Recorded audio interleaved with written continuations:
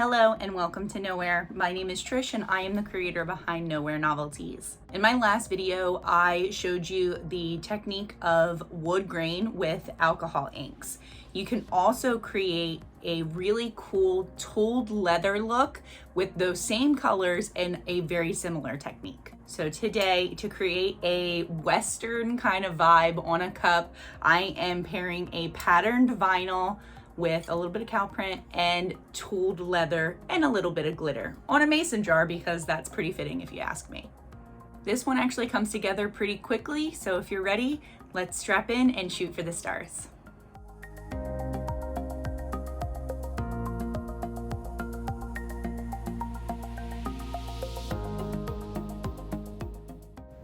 All right, like I mentioned, this is a 20-ounce mason jar from Maker Flow Crafts.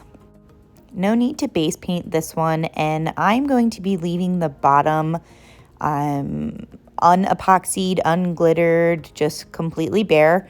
So I took a Sharpie, laid it against my desk surface, and kind of turned the cup against the Sharpie so I got a nice straight line all leveled out on the bottom of the cup.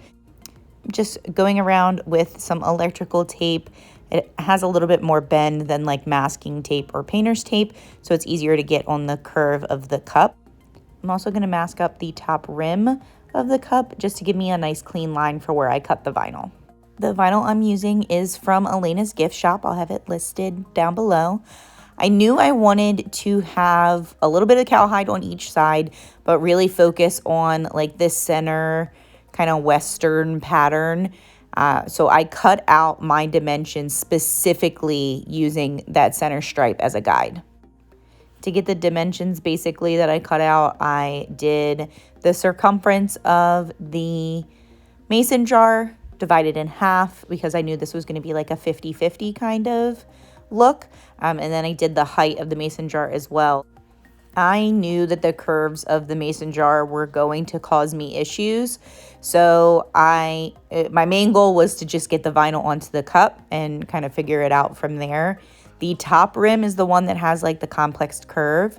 So I basically kind of stretched the vinyl to that curve, and then right here I am actually adding like relief cuts. It did kind of fold over onto itself, but the relief cuts helped. I'm just like slitting the top of the vinyl where those folds were so that the vinyl was then able to like lay on top of itself instead of fold and create like a texture.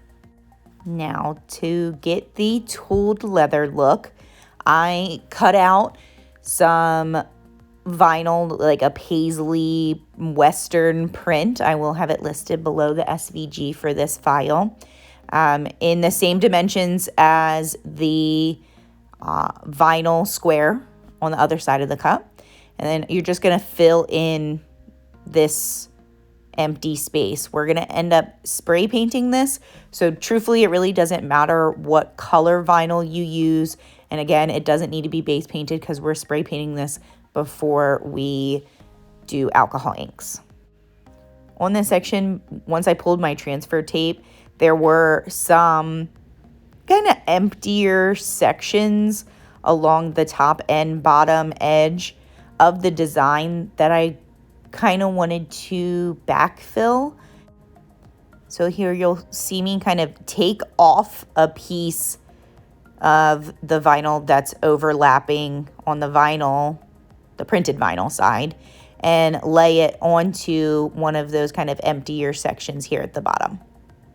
So the reason we're adding this vinyl with the kind of Paisley Westerny print and then spray painting over it, it's going to create a 3D texture once it's spray painted. So the vinyl will sit a little bit higher than the actual base of the cup.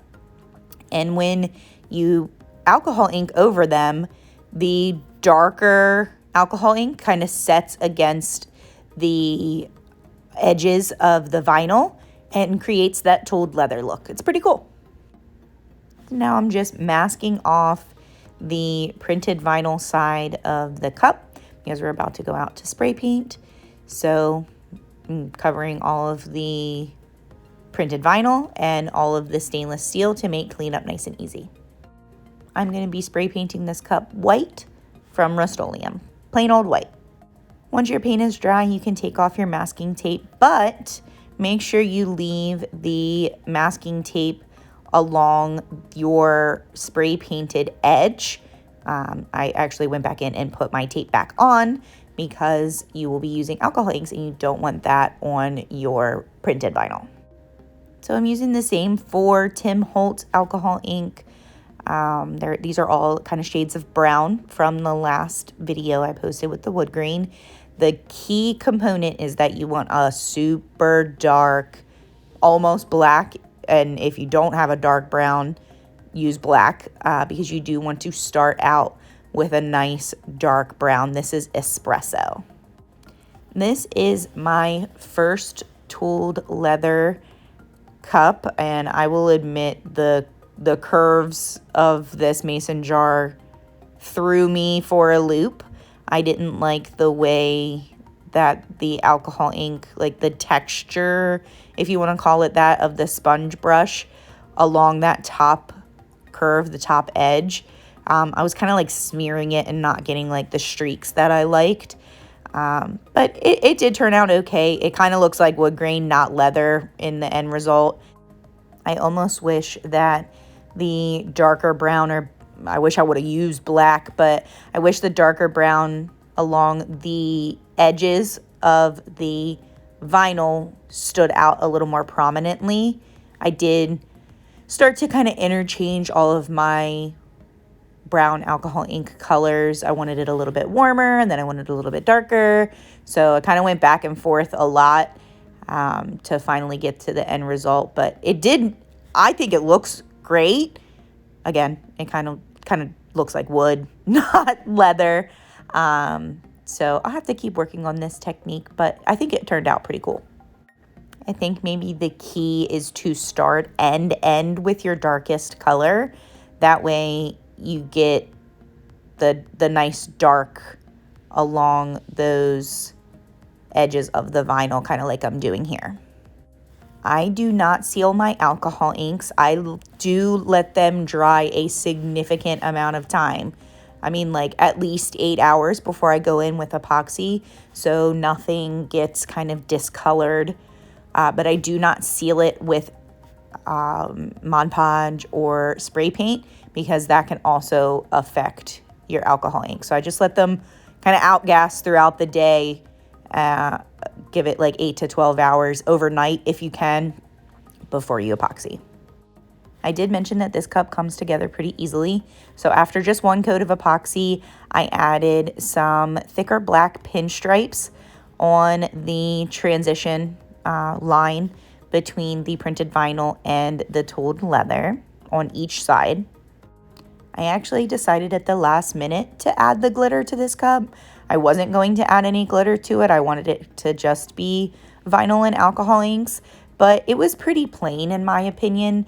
The printed vinyl needed a little extra pizzazz, so I decided to come in with Fool's Gold from the glitter grind. This gold is really cool. It flashes bright gold, like a bronzy color, almost to like a purple.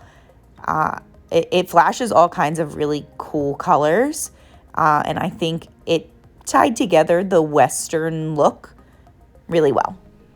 So I added a really thin line of this glitter to just the top rim, and whatever kind of waterfalled and fell a little lower onto the printed vinyl and the tooled leather, I was completely fine with. I let a few pieces drop down, cleaned up my top rim where the threads of the mason jar lid will go on, and this cup's done.